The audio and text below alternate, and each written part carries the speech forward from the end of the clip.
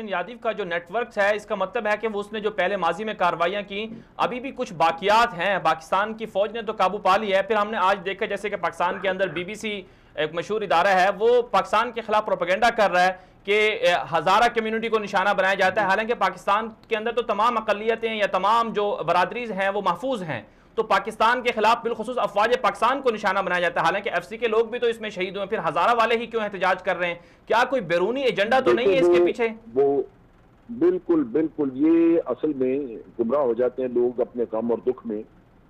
वरना तो आप देखिए कि चमन में वाक़या हुआ, फिर यहाँ पे वाक़या हुआ जो कोयटा हजारगंजी में, और दोनों जगह पे मिला के 26-27 लोग जो हैं वो शहीद हुए वहां पे। उनमें सिर्फ 9 हज़ारा है।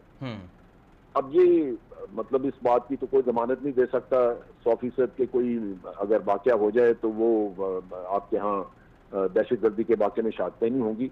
अगर इसमें 9 हज़ारा के लोग हैं तो बाकी जो आप देख लीजिए कि 16-17 के करीब लोग जो बाकी गए वो बेचारे दूसरी कम्युनिटीज के हैं। उसमें एफसी के लोग भी हैं और उसमें पख्तून भी हैं। जो वहाँ पे चमन में बेचारे मारे गए वो सारे पख्तून थे, और यहाँ बलोच मारे। ये हजारगंजी के वाक़े में बलोच हैं बेचारे, जो बलोचों का भी वहाँ पे जाने का ही नुकसान हुआ।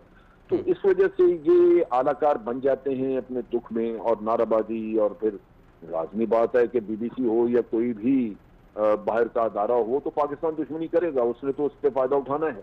बिल्कुल। और बीबीसी का आप भारत, ये बरतानिया की अगर इंटेलिजेंस एजेंसी का करें तजिया करें तो आप देखेंगे कि वो उनका इंडियन रॉ के साथ बहुत ज्यादा कॉपरेशन है, बड़ा तावन है उनका आपस में।